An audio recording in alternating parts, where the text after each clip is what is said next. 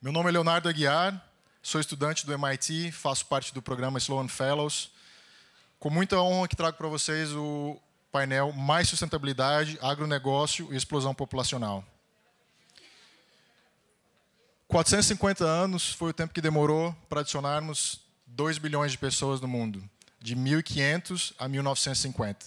Em 1950, tínhamos 2,5 bilhões de pessoas no mundo. Hoje, somos 7,7 bilhões de pessoas e, nos próximos 30 anos, vamos adicionar uma quantia similar. Ou seja, em 30 anos, vamos adicionar uma população praticamente o que demorou 450 anos depois que o Brasil foi descoberto pelos portugueses. Qual o impacto disso no ambiente? E como é que a gente vai alimentar toda essa população? Esse é o tema principal do debate. Eu vou agora, com muita honra, apresentar os participantes e os painelistas. Gostaria de chamar Mariana Vasconcelos.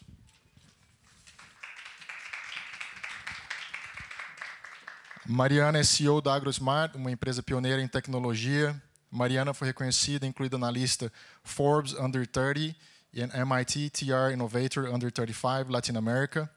Além disso, é embaixadora global do Thought for Food. Gostaria de chamar Denise Amador.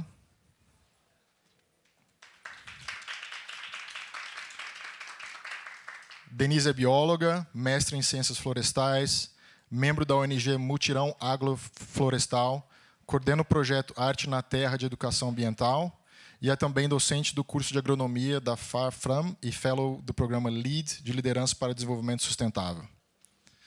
Gostaria de chamar agora o Paul Fribourg.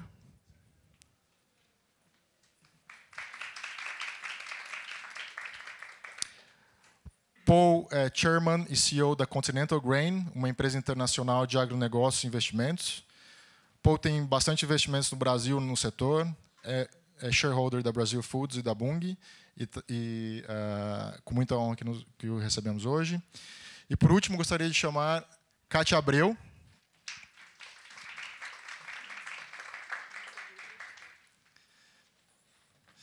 Kátia, senadora em segundo mandato pelo Tocantins, ex-presidente da Confederação da Agricultura e Pecuária do Brasil e ex-ministra da Agricultura. Atua nas áreas de agropecuária e infraestrutura, com foco na defesa da competitividade, pela saúde e pela geração de emprego e renda. Com isso, passo o microfone a Mariana, que vai moderar o nosso painel. Bom, pessoal, obrigada aí, né? Sei que quem está aqui realmente deve estar muito interessado em a gente falar de agricultura. Temos uma boa competição por aí em outros painéis, então fico feliz de ter gente disposta a falar. Eu acho que é de extrema importância a gente ter um painel para falar de agricultura num evento como esse, porque no dia a dia a gente costuma esquecer de onde vem a comida, né? Achamos que vamos lá no Whole Foods, no supermercado e está tudo lá, enquanto tem muita gente trabalhando, tem uma união de forças de diferentes partes do ecossistema para que a gente esteja se alimentando. Eu gostaria de começar o nosso painel. A gente tem aqui uma riqueza de visões diferentes com a Kátia Abreu, para contar um pouco, né? A gente já sabe que o Brasil é um dos maiores produtores e exportadores do mundo todo, é uma potência agrícola. Então, para comentar a sua visão, né, como ex-ministra, como participante aí, representante dos produtores rurais, contar um pouco do nosso cenário do agronegócio brasileiro.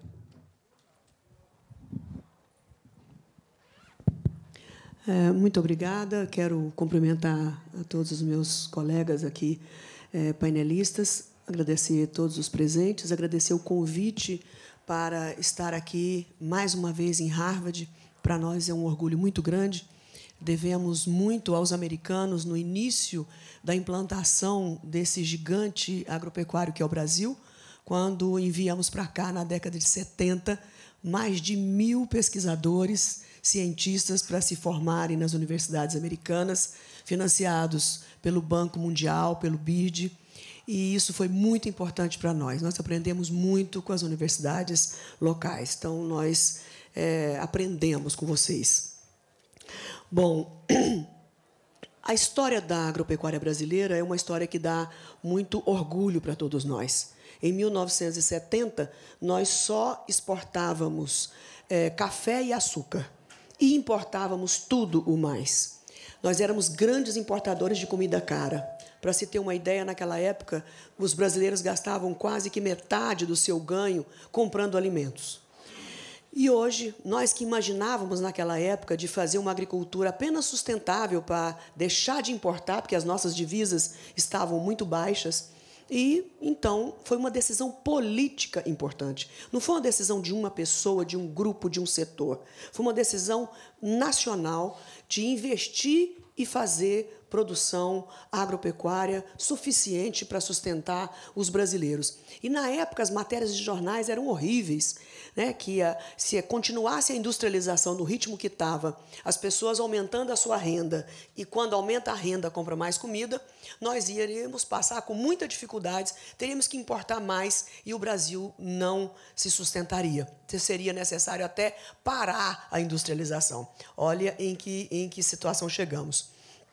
Depois disso, em 85, de 1970 a 1985, 15 anos depois, nós já éramos bons exportadores de alimentos para o mundo. Bem significativos, saímos praticamente do zero. E hoje, em 2018, nós somos praticamente o primeiro exportador em quase todos os produtos mais importantes, como soja, carne de bovinos, aves, menos suíno. Aves, nós somos o maior do mundo.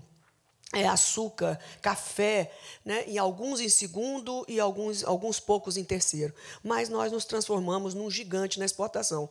Tanto que, na composição do valor bruto da produção brasileira agropecuária, 47% é oriundo das exportações do país.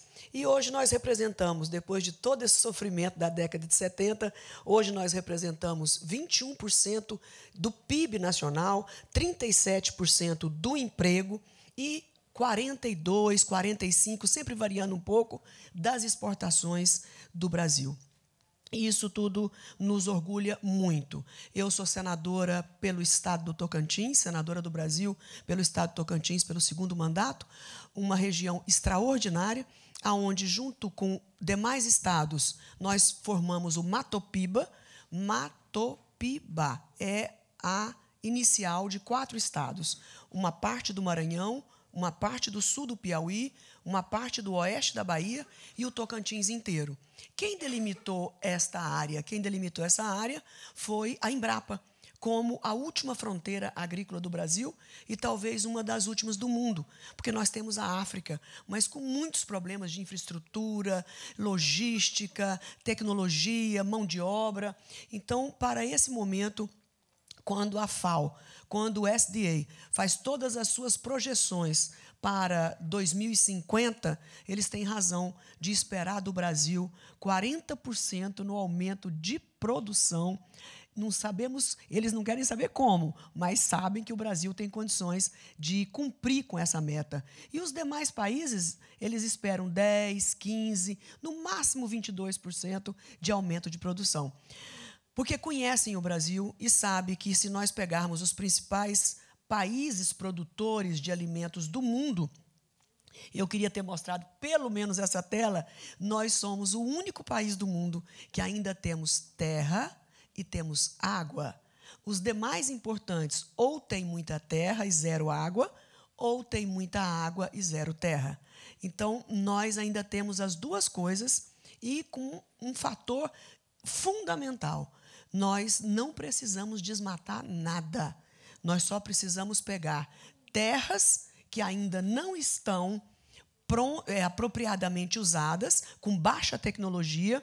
Para você terem uma ideia, esse gigantismo de tecnologia que nós produzimos no Brasil, 20% apenas dos produtores têm acesso completo dessas tecnologias. Por quê? É escondida? Não. Simplesmente porque o Brasil é muito grande, nós temos 5.200.000 propriedades rurais e nós destruímos, nos últimos 20 anos, o sistema de assistência técnica e extensão rural. Nós estamos recuperando, no governo anterior, com a presidente Dilma Rousseff, nós voltamos a criar a Agência de Assistência Técnica e Extensão Rural como uma mediadora e uma fabricadora de editais para todo o Brasil, com o repasse de recursos, mas, infelizmente, com todos os problemas que vocês conhecem bem, isso não andou como deveria andar. Mas o Matopiba, quando digo que é a última fronteira agrícola do país, tem nada mais, nada menos do que 70 milhões de hectares. Então, isso tudo é transferindo áreas de pecuária para áreas de grãos. Pode levantar o dedinho quando eu estiver vencendo, viu? Posso ir falando? Porque falar do Brasil e da agricultura, para mim, não tem limite. 5 minutos é o fim. Temos que ir encerrando para a gente. Tá, então, que eu estava falando? O Matopiba, para vocês terem uma ideia do quanto é fantástico essa última fronteira, quando diz última fronteira, porque se você olhar o mapa do Brasil de frente, para o lado direito, fora Matopiba, é o semiárido nordestino. E se você olhar no mapa de frente para a esquerda, nós temos a Amazônia. Então, não dá mais para investir, não dá mais para prosseguir. O Nordeste tem pontos interessantíssimos de irrigação e fruticultura espetaculares, mas para a agricultura não dá. Apenas o Matopiba, que é toda uma área de cerrado, é que está nessa logística e que nós queremos desenvolver. Lá tem desenvolvido e aumentado a produção de grãos comparativamente ao resto do país 3 vezes mais. Se você pegar o menor índice de desmatamento no Brasil, a menor taxa é o meu estado Tocantins.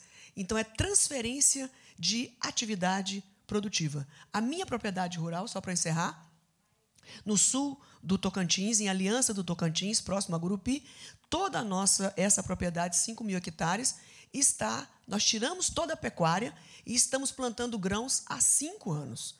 E essas terras são maravilhosamente transformadas por conta da adubação da produção de soja. Então, a integração lavoura, pecuária e floresta é um grande instrumento nacional que nós temos de tecnologia para ensinar a todo mundo. Mais uma vez, muito obrigado. Fico à disposição das perguntas. Obrigada, Kátia. Bom, pessoal, então acho que a Kátia nos deu um panorama bem legal de como que o Brasil é importante nessa questão de produção de alimentos, né? Nós temos um desafio gigante, que é alimentar aí 9,6, 9,8 bilhões de pessoas em 2050. Então, isso requer um aumento de produção de até 70%. E 90% desse aumento de produção é esperado que seja do uso de tecnologia. Tecnologias de diferentes frentes, de semente, de aplicação, digitais, sociais, né, para que a gente consiga endereçar esse desafio.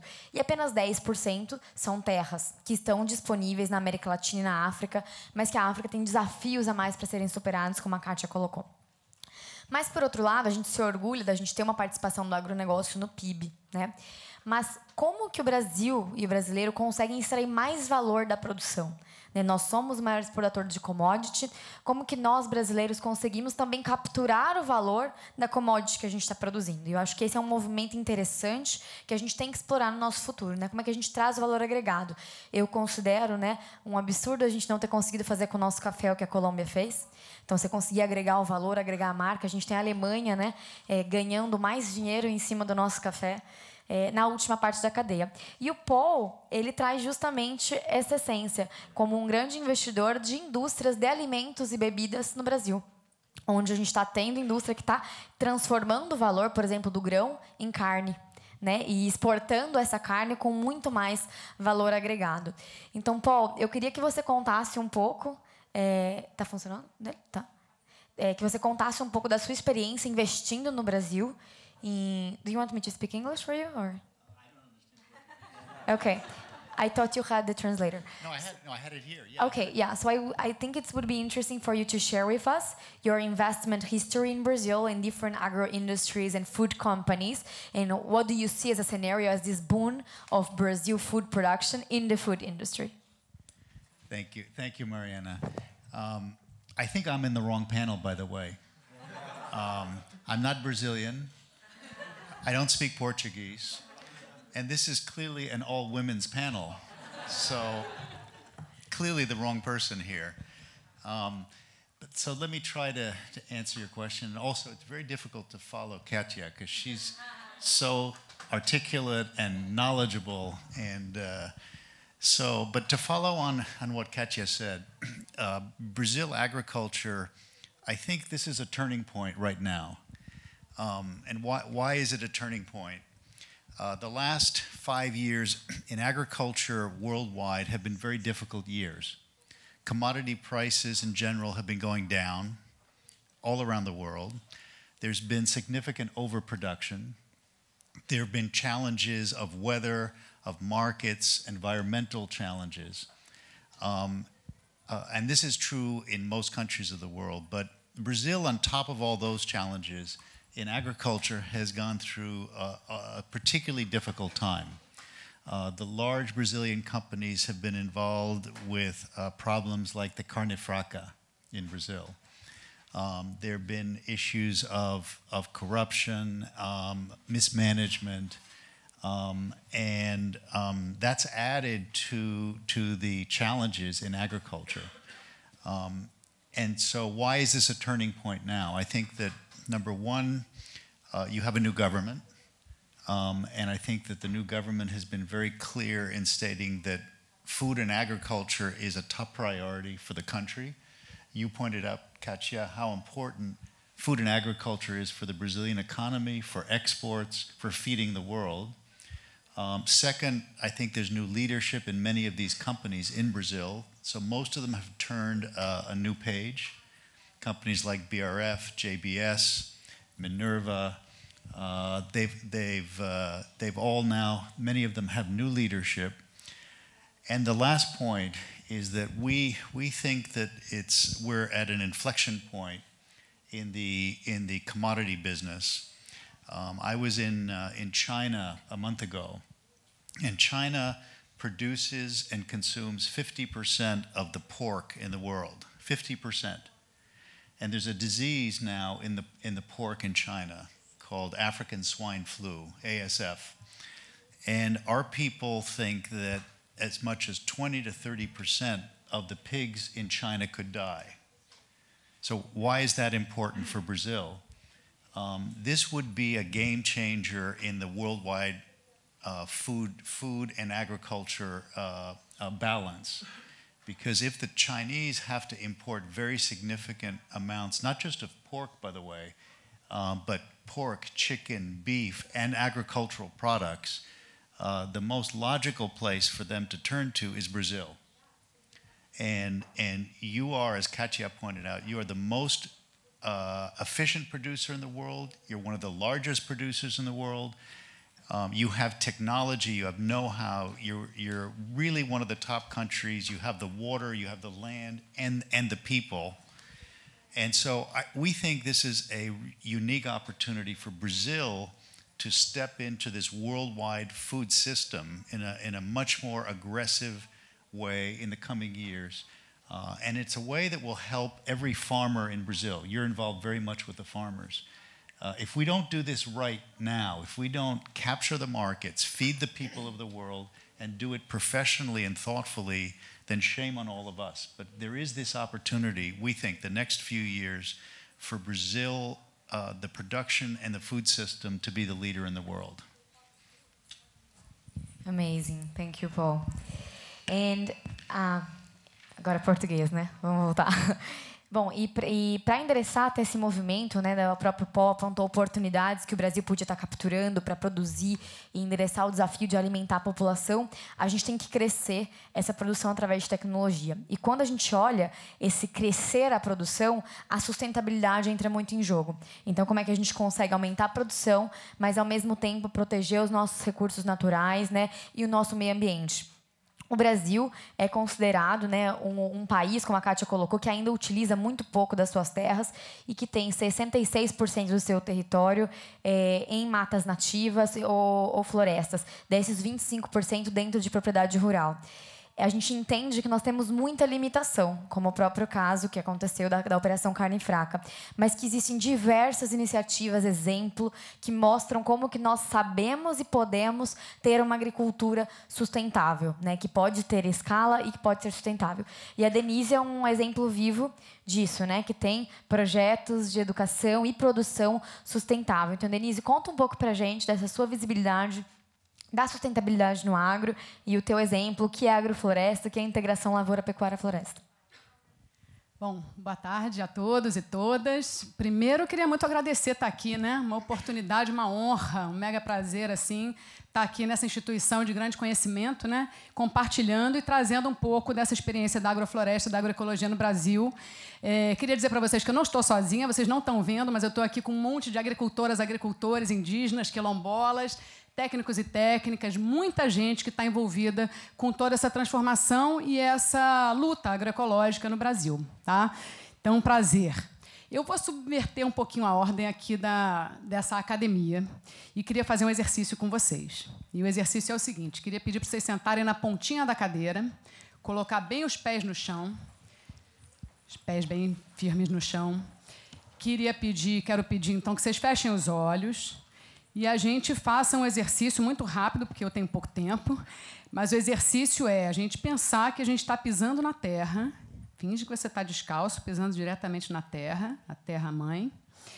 Pensa que você está dentro de uma floresta e se conecta a uma floresta que você foi na sua infância, uma floresta que você tem alguma relação, e abre o coração e respira. 3 respirações profundas. Quem está assistindo também pode fazer isso em casa.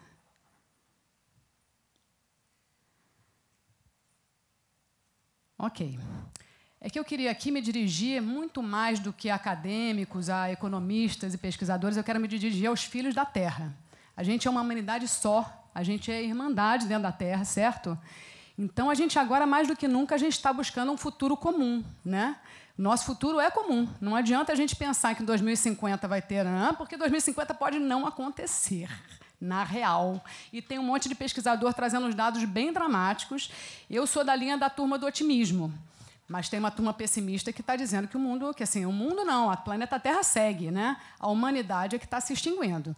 Então, a questão da sustentabilidade é algo muito sério, não é uma firula, né? Algo muito, muito importante da gente considerar em todas as nossas ações, todas, pequenas e grandes, né? Aqui a gente vai discutir a agronomia, a agricultura e tudo mais, mas a gente tem as nossas ações diárias, cotidianas, no consumo, no plástico e tudo mais, que a gente está repensando aí todo mundo, certo? Então, assim, queria trazer um pouco assim, o que é a visão de sustentabilidade, o que é sustentável? Porque hoje é tão na moda, né, pintar o muro de verde e dizer que é sustentável. Então, o que é sustentável? Para mim, o conceito de sustentabilidade ele tem que estar no seguinte sentido. Primeiro, numa questão de escala de tempo. Né? E aí, interessante, a Vandana Shiva ela traz uma ideia lá de uma comunidade na Índia, dizendo que eles pensavam em 7 gerações adiante. Olha só, 7 gerações adiante. A gente não está pensando nem na próxima. Quer dizer, então, o conceito de escala de longo tempo, será que o que eu estou fazendo hoje, como é que meu filho, meu neto, meu bisneto vão ter essa mesma terra, no sentido da agricultura, e também na questão da escala de todos os seres. Né? Então, tem que ter um bem-estar ao longo do tempo e para todos os seres, humanos e não humanos. Todos os humanos e todos os seres vivos do planeta. Então, para mim, a questão da sustentabilidade passa por aí, é muito importante isso. Né? E eu acho que a sustentabilidade tem trazido um limite à questão do crescimento, do desenvolvimento puramente pensado no econômico. Então, os interesses econômicos que estão sempre no centro de todas as decisões, agora começam a entrar na parede, digamos assim. Espera aí, não. O que tem que estar no centro é o planeta Terra. Né? O econômico, aliás, economia. Economia é gestão do eco, da nossa casa, né? Só para a gente lembrar a origem desse termo aí. Então, acho muito importante assim, que toda essa questão do aquecimento global, da água contaminada, falta de água e tal, são crises gravíssimas, mas que nos trazem a pensar e repensar nosso estilo de vida. Que desenvolvimento é esse que a gente está querendo? O que a gente está buscando mesmo? Né? Então, acho que é muito importante. Eu, com muitos pares, tenho refletido muito sobre isso e espero que, por exemplo, aqui dentro do MIT e em Harvard e em todas as universidades, estejam também refletindo profundamente sobre isso, né? Sobre a questão da sustentabilidade. Bom, ela me perguntou sobre a agrofloresta, eu até tenho tanto assunto para falar, também teria dias aqui para conversar com vocês, mas a agrofloresta, então, na verdade, chega para a gente como uma perspectiva muito interessante, muito apropriada para uma agricultura tropical no Brasil. E no mundo, na verdade, porque a concepção da agrofloresta, e aí eu vou mencionar o Ernest Goethe, que é um suíço que vive no Brasil, já brasileirou, está no Brasil há mais de 40 anos, tem uma propriedade rural na Bahia, cultiva um dos melhores cacaus do planeta, exporta, e ele trouxe para a gente é uma legião de várias gerações que acompanham ele. Eu tenho a oportunidade de acompanhá-lo desde 96, com muito ensinamento, muitas ideias, né? Ele traz para a gente uma nova visão sobre a floresta, sobre como fazer agricultura acompanhando as bases da floresta. Quais são as bases da floresta? A diversidade e a sucessão de espécies. Então, digamos, eu estou numa terra pelada, bem degradada, que é o caso de muitas regiões. Até hoje, Luciano Huck mostrando lá um slide de uma região no Pernambuco. Nossa, eu olho aquela miséria, e a miséria é aquela terra pelada, né? Terrível. Então, assim, a gente trabalhar a restauração daquela terra pelo uso da agrocultura. Então, é tudo maravilhoso, tudo que a gente quer. E levar sempre, quer dizer, a gente vai estar atuando no mesmo caminho que está o planeta Terra, que é sempre na direção de formar floresta. Deixei uma terra pelada, em algum tempo, se está muito degradada, vai demorar muito tempo. Se não está tão degradada, menos tempo. Mas a direção do planeta é que vai virar floresta em algum tempo, né? E cada região do planeta vai ser a sua floresta, do seu jeito. Então, na verdade, a agrofloresta significa o quê? A gente entrar no fluxo dessa floresta para fazer isso acontecer. Ah, mas aí só vai ser para plantar árvore? Não, a gente segue esse fluxo e pode ser para plantar grãos. Inclusive, eu vou convidar a Kátia para conhecer uma experiência riquíssima que está acontecendo em Alto Paraíso, com plantio de grãos nessa perspectiva sintrópica, que é, junto com o capim vai adubando as faixas de soja, e a ideia é ser larga escala, né? Assim, por enquanto, a experiência ainda é pequena, mas tem alguns agricultores de larga escala que já estão adotando com muito sucesso e muito empenho. Então, na verdade, assim, é muito difícil falar disso rapidamente, mas assim, a gente trazer uma agricultura que traz consórcios, ou seja, traz diversidade, traz essa perspectiva de ir restaurando, ou seja, deixando a terra mais gorda. Né? Na linguagem do agricultor, deixa a terra mais gorda, melhor, depois que use, não mais fraca. Né? E a gente trabalha muito com as podas, ou seja, a biomassa é o próprio adubo. Com isso, a gente elimina agrotóxico e adubo químico.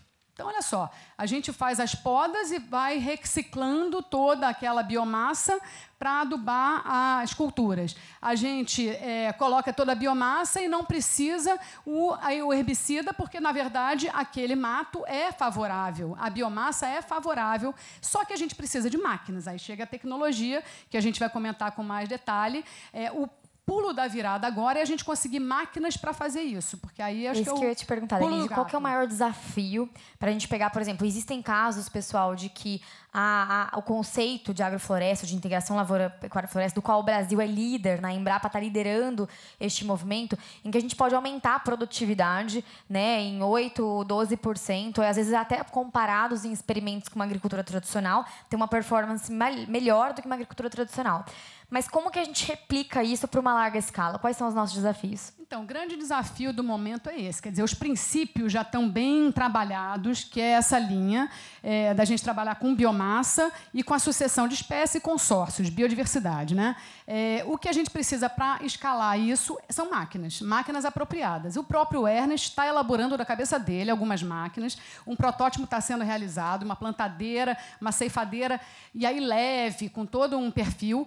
Tendo essas máquinas, pequenos, médios e grandes podem adotar isso. E aí é uma revolução maior ainda. Quer dizer, eu acho que escala a agricultura e traz um patamar de sustentabilidade de verdade da gente deixar a terra sempre coberta. E aí uma coisa que eu queria comentar, porque tem muita gente aqui que não é da área agronômica, a nossa agricultura ela se baseia muito na agricultura do clima temperado, porque a gente ara e gradeia, são operações de muito revolvimento do solo, exposição ao solo. No clima temperado faz sentido, nevou, né? Agora tem que revolver o solo para justamente expor, acordar os seres vivos do solo para poder plantar. A gente lá, calorão de 40, 45 graus, a gente tem que esfriar a terra, a gente tem que manter a terra sempre coberta. Então, na verdade, número 1 é trabalhar biomassa para cobrir a terra, cobrir. Então, também é uma descolonização da própria agricultura, que é muito baseada, realmente. A monocultura também, porque a gente põe uma monocultura num ambiente que é o mais biodiverso do planeta, não tem jeito. jeito, as pragas vão vir, obviamente.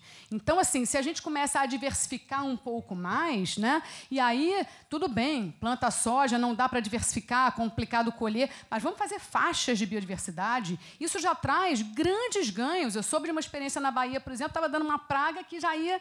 E aí, onde tinha faixa de cerrado, estava mantido, a praga não deu dano econômico. Então, assim, a gente mesmo lá na fazenda, a gente tem área de cana-de-açúcar, a gente fez várias em curvas de nível, faixas de árvore.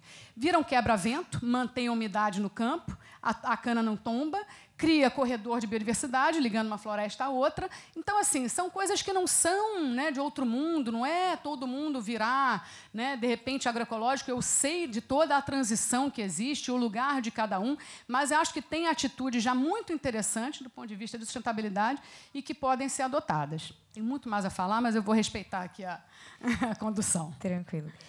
Bom, isso é só um caso, isso é só um exemplo de uma metodologia que está sendo feito no Brasil e consegue conciliar a própria natureza para aproveitar os recursos, né, e a gente utilizar menos insumos, conservar o nosso meio ambiente ao mesmo tempo que a gente tem produtividade. E isso é um assunto que cada vez mais nós, como os consumidores, estamos nos preocupando, né? O Edelman, a instituição Edelman aqui dos Estados Unidos, levantou numa pesquisa em diversos países, inclusive o Brasil, que 64% dos consumidores são orientados a propósito. Então, são pessoas, isso é um crescimento de 14% desde o ano passado. Então, isso mostra que o mercado está mudando, né? E que o consumidor está disposto a colocar o seu dólar, o seu real, em empresas que defendem aquilo que eles acreditam e boicotar, parar de comprar, né, de empresas que estão em cima do muro, inclusive. Não somente de empresas que agem contra ou danificam o meio ambiente, ou, né, o trabalho, ou a sociedade em que ele convive, mas aquelas que não tomam uma posição. Então, empresas que tomam uma posição, né, se preocupando pelo bem-estar da nossa sociedade, pelo nosso ambiente, estão sendo recompensadas. E isso tem gerado um movimento na indústria, né, que está movimentando não só porque ela precisa ter insumo, então a gente tem as mudanças climáticas que estão afetando diretamente, né, é estimado aí que tenha uma perda de 13% da produção no Mato Grosso de milho e soja, por exemplo, só derivado de mudanças climáticas. E as indústrias estão preocupadas, como que eu vou continuar tendo o meu suprimento e não vou ter uma variação de preço, como que eu vou continuar a ter a qualidade do meu produto para que eu possa satisfazer o meu produtor, porque se o clima muda e um produtor rural é afetado, a qualidade do produto também é alterada, e como que eu compito nesse mercado onde todo mundo tem um produto parecido com o meu, né? Todo mundo tem um hambúrguer, todo mundo tem um suco de laranja. Então, como é que eu gero valor? E essa geração propósito tem sido um instrumento de venda dessas instituições para conseguir angariar aí, né, essa agregação de proposta para o consumidor que fique mais satisfeito. Então, eu queria saber do Paul, né, exemplos nas empresas que você está participando, está investindo, de como que essas empresas estão tratando isso na sua cadeia de suprimentos. Como elas estão endereçando a sustentabilidade na cadeia de suprimentos e como que elas estão endereçando essa transformação digital do consumidor. It's okay, or Yep. yes? Okay, I think I understood the question. Okay. If you want, I can repeat like 1 second. So I think the problem starts with the farmer. So again, I'm not an expert in Brazil, but farmers in the world generally take all of the risks. They take the weather risk, they take the environmental risk, the financing risk, and the market risk. And so we put all this pressure on the producers, and so they are struggling today around the world to make ends meet. So I think it's the role of the companies that sell inputs to the farmer, to the companies that buy the outputs from the farmers, and the companies that are involved in the whole food chain to work in a partnership to figure out a new way of working with farmers in a way that shares all of those risks. So let me give you an example. In the United States, we're in the chicken business. So we don't grow any of our own chickens. We partner with farmers where we produce the day-old chicks. We give it to the farmer. We give them financing. We give them the money to build their chicken houses. We then supply them with animal feed to feed the chickens. We supply them with veterinarians to keep the health of the chicken. They do what their role is what they do best, is to grow the animals. And they do it very efficiently. They live on the farms. And then we take the mature chickens back. So we share, it's a partnership between us and the farmers. And that concept you could do with grain farmers, with cattle farmers. You're in the cattle business for many years. If you don't create those partnerships between the corporations and the producers, everybody's going to lose. If cattle prices go down in Brazil, the producers are going to suffer. And that has to be a partnership between the beef companies, the farmers, and then eventually to the end consumer. We're involved with Burger King, with the 3G. You have to go all the way through the food chain and then link the end consumer. What does the end consumer want? And relate that back to the producer.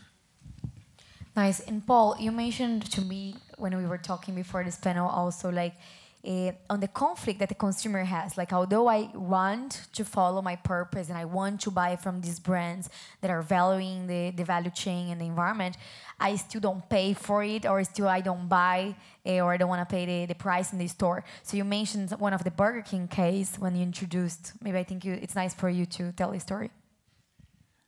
Okay, so I think, Mariana, what you're referring to is in the case of Burger King, they're constantly trying new products. We always have to innovate and come out with new kinds of products, healthier products.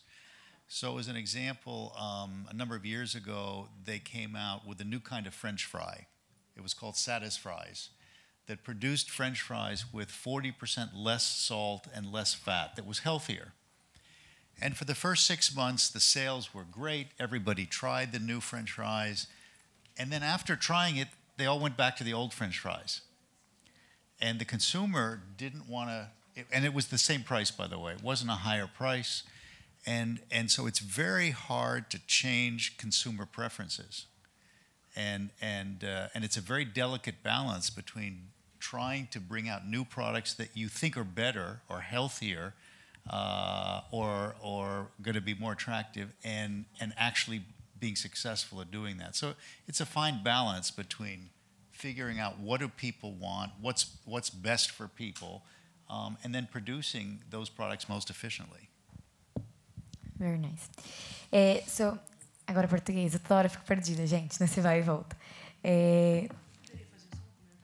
Pode, eu vou direcionar para você agora, na verdade. Então, se você quiser endereçar junto.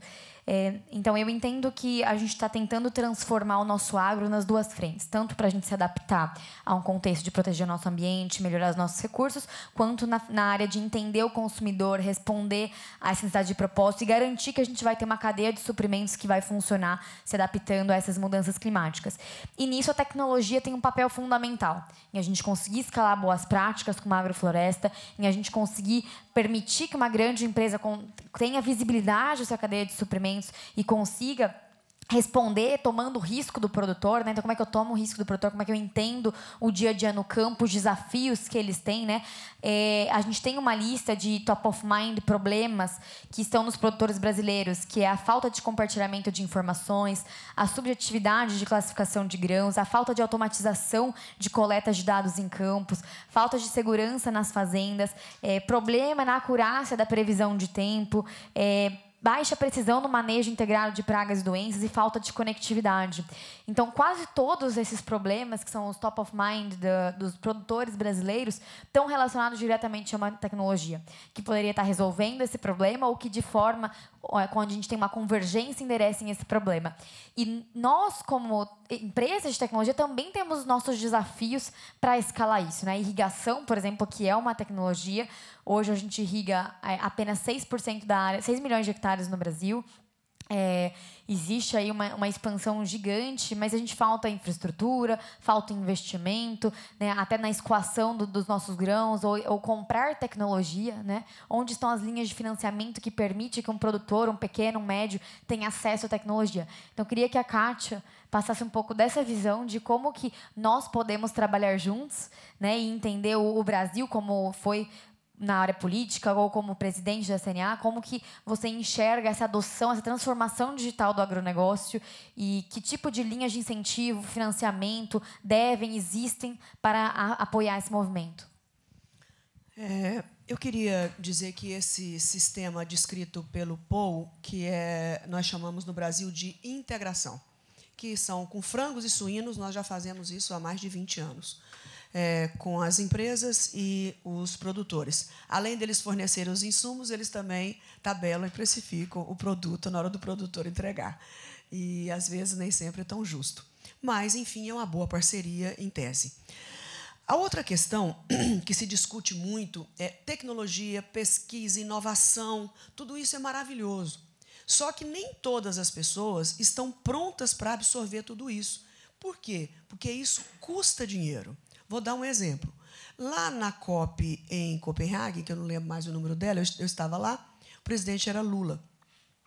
A ministra Dilma foi representando e fez lá um acordo em Copenhague que nós iríamos formatar um programa em lei e que se chamaria ABC, que é Agricultura de Baixo Carbono, e que, para os compromissos, seriam necessários 197 bilhões de reais para formatar tudo isso. Quando chegaram com essa história, por ser um governo de esquerda, nós, produtores, eu, presidente da CNA, nós viramos o bicho, porque achamos que era horrível, um compromisso que ninguém cumpre. Ao fim e ao cabo, nós percebemos que foi o primeiro programa para terras degradadas.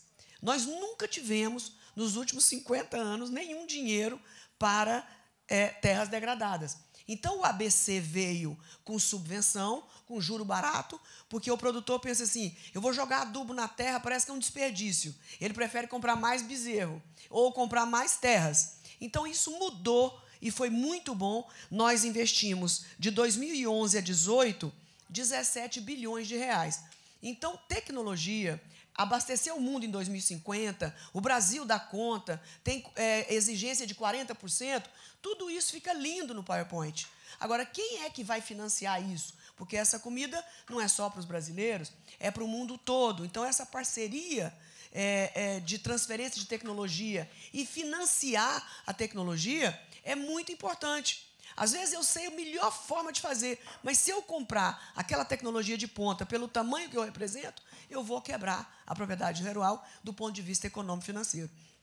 Então, tecnologia não pode só existir no PowerPoint. Nós temos que fazer conta e tem que ter financiamento. O Brasil sozinho não dá conta, nós não financiamos, a nosso investimento em pesquisa no Brasil não chega a 1% do PIB. Nós deveríamos estar com 2%, 3% seria o super ideal para investir em tecnologia. Os americanos acho que chega a mais de 3%. Né? Então, é muito importante levar isso em consideração. Por outro lado, no Brasil, nós temos instrumentos como ela estava contando a respeito de integrar e da biomassa tampar o chão. Essa é uma tecnologia que também nós usamos há 20 anos, que é o plantio direto. Hoje, 70% de toda a produção de grãos do Brasil está no plantio direto. Para quem não é da área, mas que estuda em Harvard, entende em 5 minutos, em 5 segundos, o que significa isso? Quando eu colho a soja, fica toda uma palha que cobre o chão. Como é que fazia antigamente? Vinha com os tratores, com as grades enormes, redondas, e aquilo era revolvido e ficava chão limpo, pelado, como ela figurou bem. E o que acontece com isso? Quando o chão está pelado, ele emite CO2, ele perde CO2, certo? Então, isso é péssimo. O que faz agora? O que o plantio direto fez? Fabricou uma máquina onde não revolve mais a terra e apenas cria os sulcos para que plante de novo a lavoura. E isso foi fantástico. Então, isso nós tivemos uma economia de algumas bilhões de toneladas de CO2 evitadas de serem emitidas. Então, todas essas tecnologias são amplamente divulgadas. E qual que é o mais bonito nessas tecnologias que o Brasil usa na área tropical? Elas dão lucro. Porque se eu tiver que revolver a terra toda, além de perder para o meio ambiente, eu ainda vou gastar mais diesel, mais horas de máquina, mais mão de obra. Então, graças a Deus, as tecnologias desenvolvidas para a agricultura brasileira, nenhuma dá prejuízo, acreditem? Nenhuma dá prejuízo. Quando eu adubo, a terra, ao invés de caber 2 vacas por hectare, pode caber 5 no mesmo hectare. Eu vou ganhar mais dinheiro com menos terra. Nós temos uma outra tecnologia que é fantástica, totalmente nacional, que é a fixação biológica de nitrogênio. Um nome comprido. Simplesmente inocula na semente de soja uma bactéria que, depois de plantada, ela sequestra sozinha, através da planta, o nitrogênio do ar. Então, eu não preciso jogar o adubo nitrogenado, que é altamente poluente para as águas. O nitrogênio é ótimo para a planta, mas péssimo para a água. Então, isso deu uma economia de recurso, de dinheiro, alguns bilhões de dólares, mas, infelizmente, até agora para a soja. Então, a própria bactéria sequestra nitrogênio, ninguém compra mais na área de soja, graças a Deus. E a outra questão, já falei sobre a fixação, o sistema de plantio direto, lavoura, pecuária e tal. Então, eu só queria dizer que, no passado, quando um americano, ele era americano, né, criou agronegócio, a palavra agronegócio, naquele tempo, 2 americanos criaram esse conceito e ele considerava apenas a cadeia de insumos, a produção dentro da porteira e o mercado.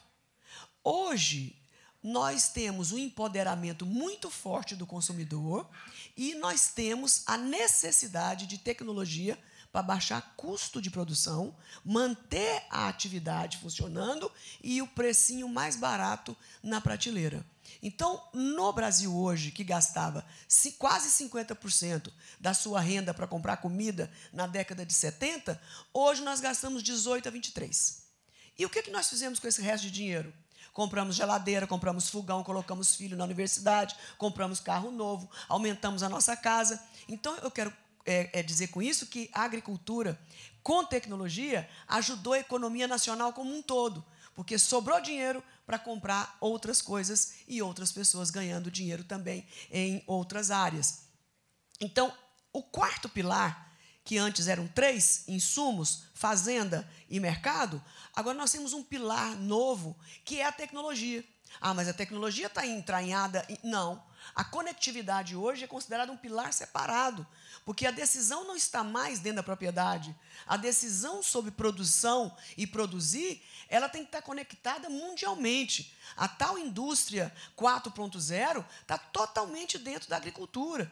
Não dá para nós tomarmos nenhuma decisão sem esse pilar, porque nós temos dois poderosos componentes. Primeiro, a cobrança da sustentabilidade, e que, graças a Deus, para nós não é peso, é lucro. E o segundo, que é o empoderamento do consumidor. Então, a tecnologia transforma-se, nesse momento, num pilar essencial. Hoje, para você calcular o volume do VBP, que é o valor bruto da produção. Então, tem três índices para que você possa fazer isso. 3 fatores, que é tecnologia, trabalho e terra. Isso, no passado, o trabalho era grande, a terra maior ainda e a tecnologia pequena. Hoje, para compor o VBP, os 3 fatores, tecnologia hoje vale 68% da composição do valor bruto da produção. Isso é fantástico, isso é maravilhoso. Nós só precisamos democratizar a tecnologia. Tem que ter tecnologia que os grandes produtores conseguem fazer, para os médios e para os pequenos. Aposto que para os pequenos deve ser uma coisa ruim. Não, é adequada do ponto de vista econômico-financeiro. Ele não tem a mesma escala, ele não tem a mesma condição de mercado do que o grande produtor, que tem um volume e uma produtividade e uma escala muito maior, que pode se arriscar um pouco mais. Então, é importante, e eu encerro o que ela pediu. Obrigada, Kátia. Bom, eu queria voltar para... Eu nem falei do droner da agricultura da Embrapa. Pois é, fantástico. Droner, isso para ela, o droner que a Embrapa desenvolveu, não desenvolveu o drone, desculpa, não desenvolveu o drone, desenvolveu um software que vai dentro do drone. Em 10 minutos, em 1 hora, faz uma leitura do solo, a umidade do solo, a secura do solo, a praga do solo, o nome da praga e qual é o produto para combater a praga. Não existe nada tão fantástico. ainda é um protótipo e nós estamos atrás de investidores para comprar essa tecnologia e fazer uma parceria com a Embrapa. Muito legal. A Embrapa tem sido realmente um exemplo até na interação com as empresas de tecnologia, né? Trazendo... a Embrapa tem, inclusive, mais orçamento e mais investigação do que a própria RS aqui nos Estados Unidos. E tem, né, um banco aí de conhecimento e que agora houve um posicionamento frente à agricultura digital de parceria, de integração com startups para a democratização da tecnologia. Eu queria voltar para a Dê, que está mais próxima do campo, que está no dia a dia. Existe um gap entre a gente ter a tecnologia, até na grande parte das tecnologias que ela comentou aí já são tecnologias que já estão há alguns anos sendo utilizadas para o produtor, e ele realmente conseguir ter o retorno de investimento, a educação para utilizar. Então, Dê, como que vocês, até eu sei que a agroecologia, para até disseminar esse conceito, tem se formado em cooperativas, em programas de educação, como que você enxerga esse gap, né, da tecnologia existir e da gente estar utilizando e a gente expandir esse conceito para um grupo de produtores? Beleza. Eu até ia começar, falando em tecnologia, a gente está falando tanto de tecnologia, parar para pensar, a maior tecnologia que existe mesmo são as plantas, né? A árvore. Outro dia alguém me falou, criaram uma máquina de criar água. Eu falei, a árvore? Ué, a árvore cria água. Já existe essa tecnologia, ou seja, a gente só para parar para pensar que a floresta é a grande tecnologia, ela sequestra carbono, ela infiltra água, ela gera biomassa, ela é tudo.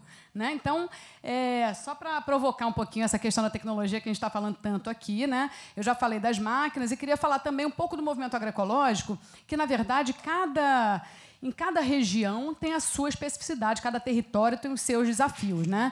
Queria comentar aqui, né, aproveitando a agroecologia em si, ela é um movimento muito grande no Brasil, né? Está articulada, existe a Articulação Nacional de Agroecologia, que congrega várias organizações. Agora a gente vai realizar o CBA, Congresso Brasileiro de Agroecologia, que tem sido enorme. O último foram mais de 5.000 trabalhos inscritos e é o maior evento científico da área. Quer dizer que a agroecologia está cheio de ciência e tecnologia sendo gerada para isso, inclusive vários pesquisadores da Embrapa envolvidos, graças a Deus. Né? E acho que a agroecologia traz bandeiras e trabalhos muito interessantes, por exemplo, a agrobiodiversidade, né?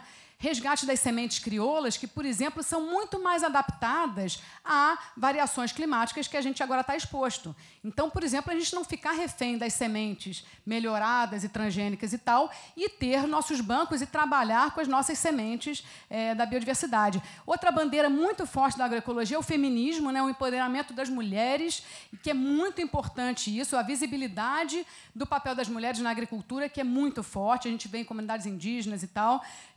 E outra questão muito interessante, que eu acho que o pessoal da academia poderia refletir e beber nessa fonte, é a construção do conhecimento. Porque, na verdade, eu dou aula na faculdade de agronomia, me formei na faculdade de agronomia, e, na verdade, a gente vê que o conhecimento é pela metade. Porque, quer dizer, é em parte, é parcial, e muitas vezes dado por um acadêmico que nunca nem plantou uma sementinha. Então, assim, a construção do conhecimento agroecológico não tem receita, e por isso é desafiador, porque cada lugar vai ter sua especificidade. Quem conhece aquela terra? O agricultor.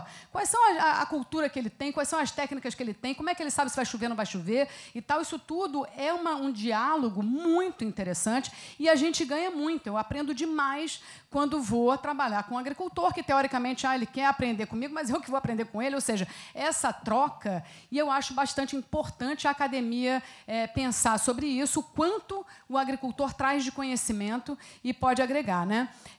Então, assim, a agroecologia traz uma resiliência muito grande para as mudanças climáticas, né? E aí uma sustentabilidade muito forte, queria falar desse movimento todo, e dessas especificidades, né, de região, de território. Então, tem território que não vai usar grandes tecnologias. Eu trabalho, por exemplo, com indígenas, que, sim, motosserra é importante. Inclusive, a gente usa a motosserra realmente para trabalhar a biomassa e essa ciclagem das árvores, muita poda, muito desbaste. Então, assim, é necessária determinadas tecnologias, mas a gente pensar que algo que me deixa bastante preocupada é a gente ficar endereçando para a tecnologia a resolução dos nossos problemas de base. Então, tudo bem, a gente aquece o clima, mas a gente cria uma maquininha que vai resfriar. A gente detona tudo, mas depois a gente cria uma maquininha que vai resolver. Então, assim, ficar endereçando, eu acho que a gente tem que ir na raiz do problema. Que nem quando a gente está doente, não adianta ficar tomando antibiótico ad eternum, não. Né? Então, assim, acho muito sério a gente pensar realmente a raiz do problema, não ficar achando que tudo, está acabando a água, a gente dessaliniza, mas tudo bem, acaba a água. Não. Né? E aí eu queria tocar numa ferida aberta, que diariamente eu recebo 500 mil grupos aqui de Zap. O Brasil acabou de aprovar, o novo governo acabou de aprovar 121 novos agrotóxicos no Brasil, sendo vários deles banidos no mundo inteiro. A gente tem casos aí, tem vários dados, mas 1.900 mortes, 4.000 não sei quantos casos de intoxicação por agrotóxico, e a população está ficando cada vez mais consciente disso. Ano passado, a Abrasco, que é a Associação de Saúde Coletiva, ligada à Fiocruz, no Rio de Janeiro, lançou um dossiê enorme, com várias denúncias e várias pesquisas sobre isso. E é uma questão muito grave para a gente refletir, realmente. Quer dizer, o quanto o agrotóxico ainda é usado, o quanto está sendo usado como um quintal. Parece que as indústrias assim não têm para onde enfiar, enfia no Brasil, que está liberado. Né? E aí a população morrendo de câncer e os rios contaminados. Né? As abelhas. Gente, as abelhas fazem a polinização da nossa agricultura. A gente está matando a galinha dos ovos de ouro. Tipo assim, mata as abelhas, a abelha não poliniza, não tem produção. Né? A gente muda o clima, a agricultura é a primeira que vai acabar assim, vai ter as piores consequências com a mudança climática. E eu não vejo a agricultura conversando e realmente se preocupando. Pelo menos os agricultores grandes, fazendeiros, que muitas vezes estão despreocupados com isso e reclamando de ter que fazer um CAR plantar a sua reserva legal, que é a sua obrigação social, socioambiental. Né? Então, assim, é bastante importante. Né? Não sei se eu te respondi, mas eu precisava falar isso tudo. Não, tudo bem. E, gente, eu acho isso que é um paradigma legal de você ter exposto, porque é interessante ver. E graças a Deus que existe a nossa geração e esse tipo de discussão aqui, porque é para isso que a gente está trabalhando, né? Então, existe, sim, uma transformação massiva do agronegócio. Então, quando você conecta empreendedores, hoje a maior parte dos fundadores de agtechs no Brasil vem de fazendas, são filhos de produtores que estavam saindo do campo para ir trabalhar na cidade, que estão voltando e que estão, sim, preocupados. Você tem essa geração, você tem essa possibilidade de criar negócios que estão correlacionados com a tua raiz e que, ao mesmo tempo, está buscando um fim social. Né? Então, quando a gente olha para a agricultura, quase não dá para fazer isso. E, diferente do Brasil, dos Estados Unidos, onde a gente ainda vê as agtechs muito focadas em produção, as do Brasil, na maior parte, estão tentando equilibrar esse jogo. Em como é que eu produzo e eu sou sustentável. Isso é muito legal. Como é que eu conecto o pequeno produtor com o comércio direto, que eu consigo cortar o middleman que está ali interferindo. Então, eu acho que, apesar de vocês terem essa visão de que não está acontecendo, ou a gente olhar ali as tecnologias da industrialização, a gente está em outro capítulo. Já iniciou o capítulo da indústria 4.0, da transformação digital. Não necessita-se mais bilhões para investir numa tecnologia.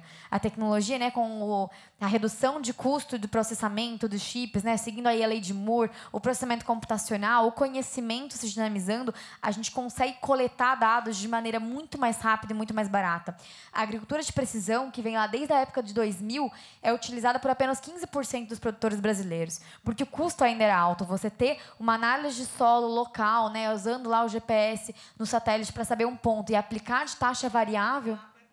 Exatamente. Então, exatamente. Então, você sai do, beleza, eu preciso ter lá um trator de taxa variável, que é caríssimo, para aplicar uma semente ou um fertilizante, para não, eu sou digital, eu tenho drone, eu tenho sensor em campo, eu tenho a imagem de satélite, eu tenho um fórum de troca de informação de produtor rural. Isso virou muito mais dinâmico, né? A gente não precisa mais ficar esperando. E tem, sim, produtor interessado de todos os portes. Nós, na AgriSmart, geramos mais de 2.000 produtores todos os meses buscando a nossa solução, querendo aprender, querendo mudar, querendo ser sustentável. E estamos levantando essa bandeira, né, de que é possível fazer essa mudança e o Brasil vai liderar essa mudança. Não existe nenhum motivo para Israel levantar a bandeira das agtechs. Nós somos o maior produtor e exportador, temos um desafio de um clima tropical que é super difícil, que está sofrendo com as mudanças climáticas, e somos também, acredito, o maior potencial para gerar tecnologia para resolver isso. E não só mitigar, porque a tecnologia ela não surge só num segundo momento, vamos apagar o fogo. Ela também surge, deixa eu entender o meu ambiente, deixa eu entender meu solo, entender meu clima, para eu conseguir prever a doença, para eu conseguir ter biológico. Biológico é uma revolução que o Brasil liderou. Nós temos duas das maiores startups de biológicos no Brasil. né, que é a Bug, que foi comprada agora pela Cropper, etc., que foi também Tech Pioneer World Economic Forum. Então, esse movimento tá vindo, já veio, e está sendo realidade. E ele não é só para o grande produtor, ele é também para o pequeno produtor, mas ele precisa se organizar. E é por isso que eu volto no papel, tanto, né, como governo, como cooperativa, como associação de produtores, a própria CNA, é importante a gente conseguir reunir produtores para que eles possam usufruir da economia compartilhada. Então, quando a gente olha hoje Uber, Airbnb, todos esses negócios que a gente não precisa ter um ativo para ter uma informação, para ter acesso a um serviço. Eu posso juntar um grupo de pequenos produtores que vai ter acesso a um drone, que vai ter acesso a um sensor e conseguir ter esse tipo de informação. Então, eu não preciso mais do mundo inteiro financiar a mudança do Brasil. Eu preciso de investidores como o Paul, que estão aí prontos para investir em empresas também early stage, né, que estão trazendo essa revolução. Então, eu queria encerrar aqui a minha última pergunta, para a gente ter um tempinho de pergunta da plateia, com a sua visão como investidor. Assim, o que você acha dessa minha ideia do Brasil ser aí o produtor dos unicórnios das agtechs e como que você, como investidor, está olhando aí o nosso mercado? You're 100% right. And I think you keep asking us questions. You're the young entrepreneur. You started a business. Tell us about your business. And you're the example of the future. You're right.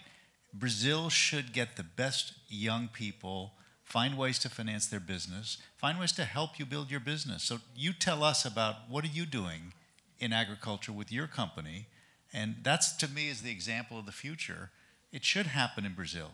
It shouldn't be just at MIT and in Israel and in China. It should be in Brazil. And you're the future, so you tell us, what are you doing? And what are you doing? How did you start your business? How did you get financing? How are you doing that to help the whole agricultural space?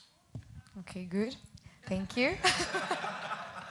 Well, so I started like her. I'm daughter of farmers, so I grew up in the field. Português.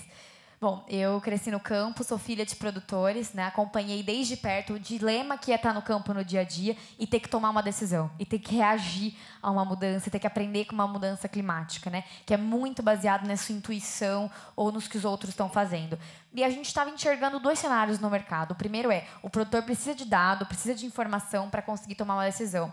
Nós temos falta de infraestrutura, baixa conectividade, uma dificuldade de ter informação no campo. Quando um produtor tem acesso pela primeira vez a um tipo de dado, tem um fator educacional, que é por isso que a gente precisa de se organizar para trabalhar na educação, que é, eu não entendo o que eu faço com a imagem do drone, eu não entendo o que eu faço com o dado do sensor, como é que eu interpreto isso? E do outro lado, a gente tem a grande indústria, que está desesperada para se juntar nos dados, seja para ganhar produto, food safety, né, sustentabilidade, e conseguir usar essa informação, mas que tem tanta informação espalhada que não consegue usar essa informação. Então, nós nascemos e fomos pivotando aos poucos. Nós nascemos como? Vou coletar dado em campo, resolvendo o problema da conectividade. Resolvemos conectividade, colocamos sensores em campo para entender solo e clima. O produtor não entende esse dado. Tínhamos a crise hídrica, né? O Brasil sofreu drasticamente com a falta de água e o problema da irrigação. Então, vamos usar esses dados para gerar insights de como irrigar melhor, quando irrigar. Consequência, economizamos quase 60% de água, 40% de energia e aumentando a produtividade, porque eu estou entendendo o ambiente e não só jogando água. Mas a base da agricultura, ela é água, é clima e solo. Então, não era só a irrigação. Esse mesmo dado, várias outras empresas começaram a nos buscar para como é que eu uso menos insumos, ou como é que eu aplico um biológico no momento correto, ou com a variedade de sementes que eu posso aplicar que vai funcionar melhor nesse contexto. Então, a gente foi migrando hoje uma plataforma de agricultura digital, onde a gente trabalha com o produtor rural, coletando dados para ele em campo com sensores, agregando dados de outros parceiros e ajudando a tomar decisão de irrigação, de previsão do tempo e previsão de doença. Mas a gente está conectado na cadeia, porque eu entendo que a gente tem que estar trabalhando junto para mitigar esse risco. Então, eu estou testando a semente numa sementeira como a Syngenta ou um biológico como a Índigo para que eles possam vir e criar ofertas digitais que vão beneficiar o produtor. Eu estou do outro lado da cadeia com uma Coca-Cola, com uma Cargill, que quer entender o produtor pequeno, que não pode ficar sem suprimento, que tem que reportar sustentabilidade para dizer se eu estou consumindo água de maneira excessiva, se eu estou sendo utilizando os meus insumos de maneira sustentável, ou até a indústria de créditos e seguros, que é, eu tenho que fazer o crédito acessível, eu tenho que ter o seguro agrícola acessível para mitigar o risco do produtor. Com informação, eu consigo modelar esse risco e ter preços menores. Então, nós somos brasileiros, somos hoje uma startup que teve um funding seed round com um VC brasileiro, e para ver esse movimento do Brasil, hoje a SP Ventures é o 4º maior VC de agro do mundo. Então, também é um fundo brasileiro que investiu na gente primeiro. Colocamos nosso produto. Hoje, a gente está em 9 países, trabalhando desde multinacionais até o pequeno produtor, tentando fazer esse movimento de usar uma empresa de food ou uma empresa de input para nos ajudar a financiar essa tecnologia para o produtor.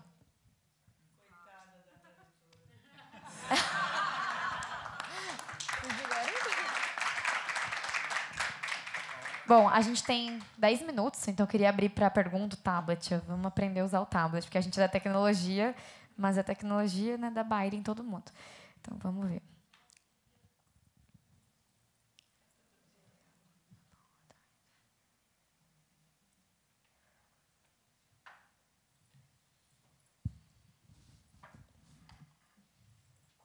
É que são muitas perguntas.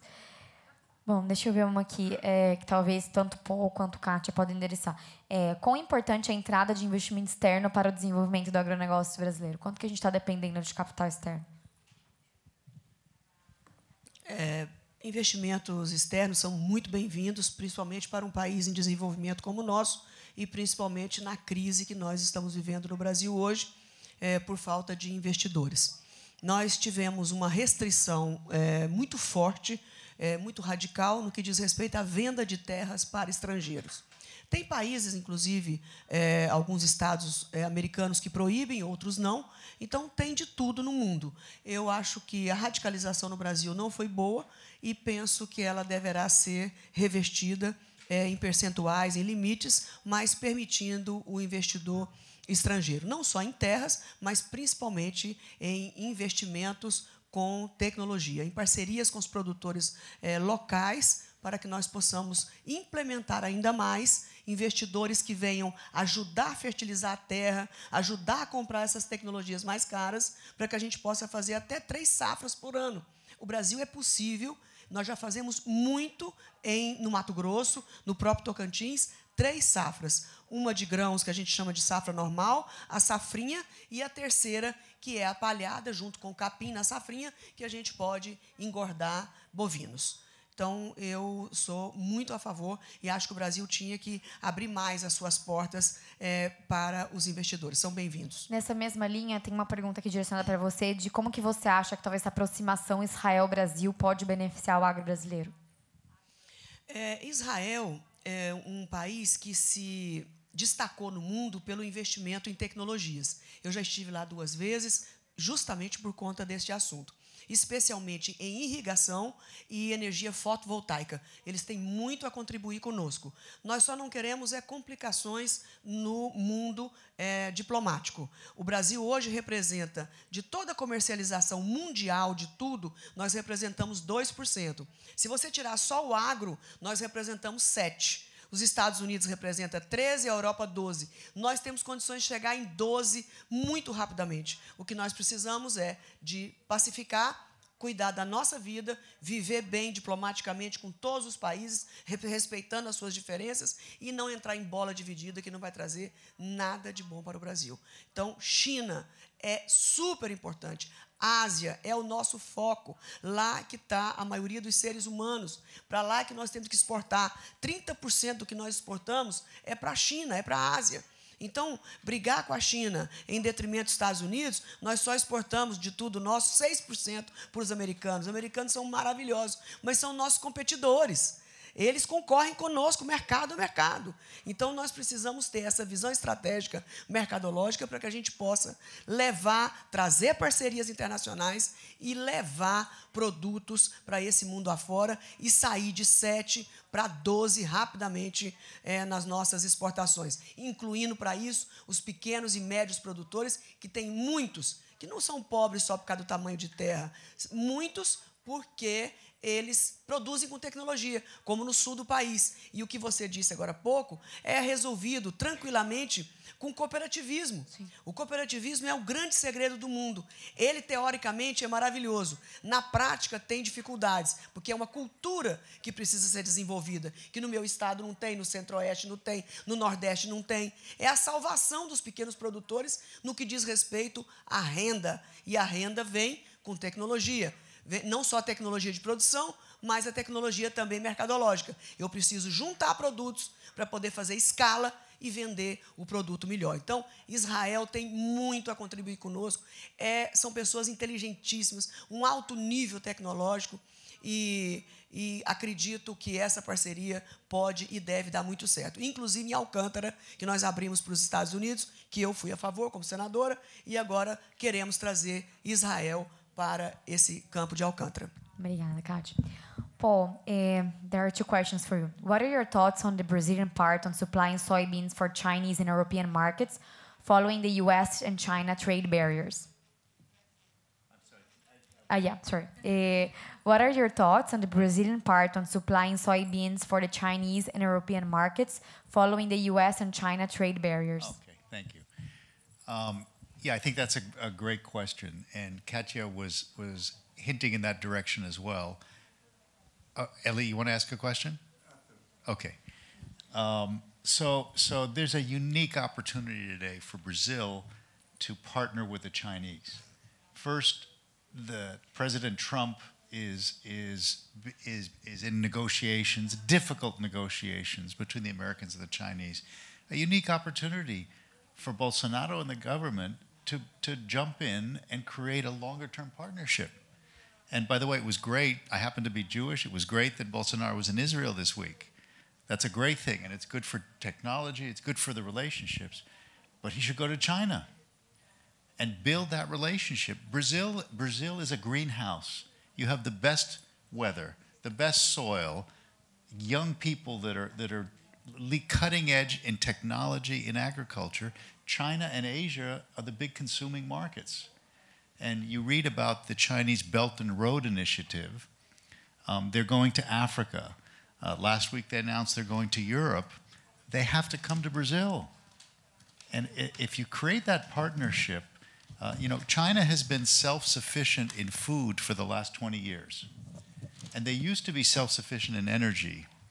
And they realized 25 years ago that by beginning to import some energy, first it was 1%, then 5%. Today they import roughly 60%, and it works. Why not in food? With this disease in the pork, they're going to be forced to import food from Brazil, from the United States, Argentina, Australia. But that should be not just a one-time event. This should be a long-term partnership between the Chinese and countries like Brazil, where it's a good thing for China to import 5 or 10% of its food. It's not a weakness.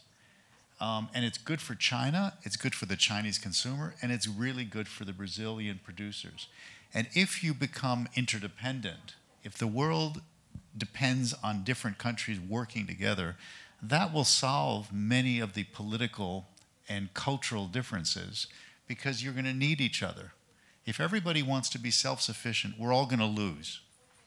So I think that there's a unique opportunity to increase dramatically the agricultural trade between two countries like China and Brazil. Thank you, Paul. I think last question, we have space. Let's suppose you are Minister of Agriculture in Brazil for half an hour. What would you do? That's easy. I would make Katya the minister.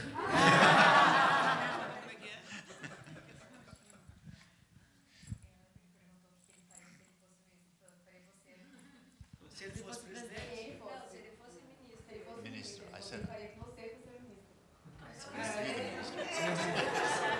I would delegate to someone who knows Brazil. So guys, I will pass the mic so we can do final considerations because we are over our time. Thank you so much for being here and be willing to discuss.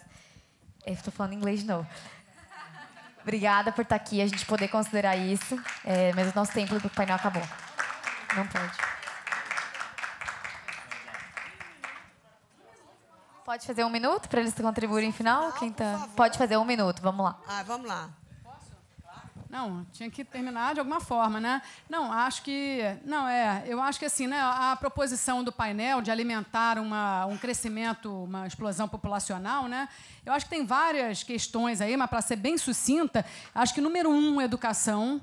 Educação, por exemplo, a explosão populacional, quando tem educação, diminui, né? Então, assim, a gente pensa a África, que está crescendo ainda. Se chega a educação, então, educação, acho que em todos os níveis, eu acho que é algo que ninguém discute, né?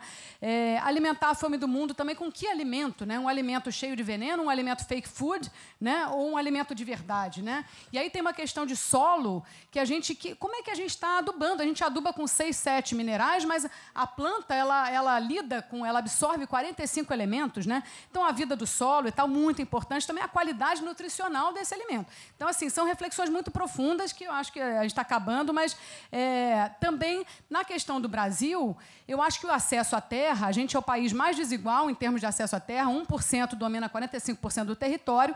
Então, ou a gente pensa numa reforma agrária de verdade, ou a gente pensa em esquema né? Não é ou.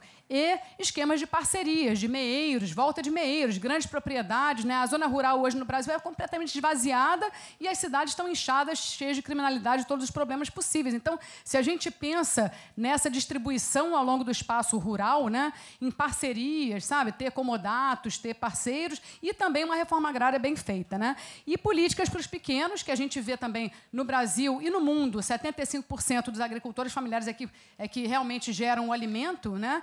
Então, a gente pensar no acesso ao mercado, de fato, né? A mecanização, redes de consumo, redes que levem de cooperação, tanto para a educação como para... enfim, distribuição, e também pensar a juventude no campo. Você que estava falando, né? Então, como é que mantém a juventude no campo, que é algo também muito sério, porque o campo já não está mais tão atrativo, porque fica justamente esse vazio, né? E os jovens querem estar no bochicho, enfim. Então, são várias reflexões, assim, na verdade, teria pano para manga para muito tempo, mas eu acho que a gente, né, teve uma contribuição aqui boa e que a gente possa ampliar. Eu gostaria de apenas contraditar alguns números. O Brasil tem 5.200.000 propriedades rurais. Nos Estados Unidos, tem 2.700.000. Dos 5 milhões de propriedades rurais que tem no Brasil, 1.300.000 produtores rurais. De 5 milhões, 86% são pequenos produtores rurais. Os grandes são uma minoria que ocupa, entre grandes e médios, 1/3, um pouco mais do país. Nós não temos problema com divisão de terras. Nós temos terras extensas no centro-oeste, porque a característica da produção são grãos de produção intensiva, soja, milho, arroz. Então, no sul do país, as propriedades são menores, porque produzem outro tipo de produção. Então, o que designa o tamanho da terra não é a questão social de justiça ou injustiça, é de acordo com o produto escolhido para produzir. E acho que temos que investir nos assentamentos, sim. Nós temos 1.300.000 famílias assentadas no Brasil, de 5 milhões de produtores, apenas assentados, fora as pequenas propriedades.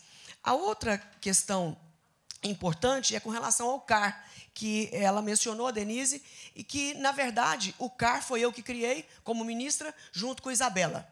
O CAR é o único instrumento que só tem no Brasil.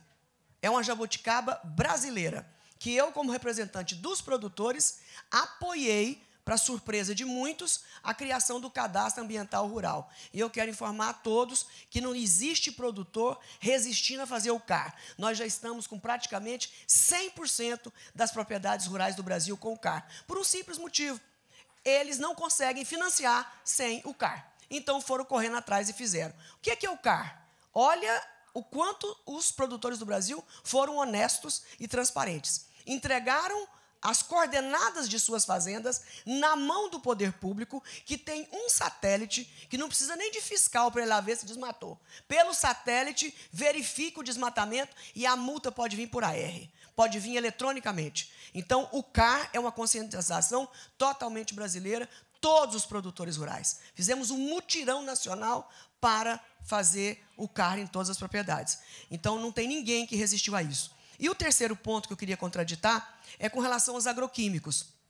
É claro que o ideal seria mais pesquisas em defensivos biológicos. Quanto mais a gente conseguir isso, melhor para todos nós. Assim como, se nós tivéssemos medicamentos naturais que curassem o câncer, que curasse um tumor, um AVC, seria também muito bom. Mas como nós não temos medicamentos naturais para curar doenças graves, às vezes nós temos que usar quimioterapia, medicamentos fortíssimos, que às vezes até causam a morte por conta de outros motivos. Então, eu encaro agroquímico como um medicamento. E não é barato, é caríssimo para o produtor. Mais uma vez, se nós tivéssemos produção biológica, nós economizaríamos demais. A metade do custo de produção de algodão é agroquímico. Imagina o que esses produtores não têm que investir e gastar. Então, o agroquímico não é veneno, ele é um medicamento para as plantas, não para matar a planta e nem para matar a gente, é para matar pragas. E se isso tivesse errado no Brasil, nós não seríamos os maiores exportadores de comida do mundo, porque não tem ninguém pior do que europeu, pior do que a Ásia, para verificar e mandar navio de volta se não estiver em conformidade. Nós não podemos denegrir a imagem da produção brasileira, nós temos que melhorar cada vez mais. Acho que Denise tem razão. Vamos investir na Embrapa, Lavras, Viçosa, Exalc, para procurar mais biológicos, que isso é o ideal. Ideal para as plantas, para as pessoas e principalmente para os bolsos dos produtores, que eles vão gastar muito menos. E para as empresas, elas precisam, como ele disse, nós temos um consumidor empoderado. Eu quero comida assim, assim, assado. Eles vendem na prateleira com o preço do gosto embutido, mas não repassa para os produtores. Se os produtores recebessem um preço diferenciado pela tecnologia aplicada, pelo modus operandi da exigência do consumidor, nós teríamos muito mais gente. Mas o boi que engorda em 5 anos ou um boi que engorda em 2, emitindo menos metano, recebe o mesmo preço. Então, não existe. As indústrias são muito boas para cobrar dos produtores para atender o consumidor, mas não estão dispostas a pagar um preço maior, porque isso custa para os produtores a fazer esse diferenciamento. Assim como você vai no supermercado e tem alface orgânico e alface com agroquímico. Eu juro por Deus que eu compro com agroquímico, porque eu não tenho medo. Não tenho medo. Agora, veja o preço do alface sem agroquímico. Quem puder pagar, ótimo. Mas, infelizmente, não são todos que podem pagar. Eu não pago, até poderia, mas eu não tenho medo. Então, para demonstrar a minha atitude e o meu pensamento e a minha convicção, eu compro alface com agroquímico. Nosso clima é diferente. Exatamente, nós somos um clima tropical. Nós somos tropical, é 200 mil pragas por hora, não só contra os alimentos, mas contra nós, seres humanos. Aqui não, aqui tem gelo. Quando vem o gelo, mata tudo. Agora, nós, uma quentura daquela, então as bactérias e as pragas proliferam com uma facilidade, uma alegria infernal para todos nós. Insetos e tudo mais. Paul, you can No, this is a food and agricultural, and we're way past lunchtime, so let's all go and eat Okay, lunch. let's go all lunch. Thank you very much. Obrigada, gente.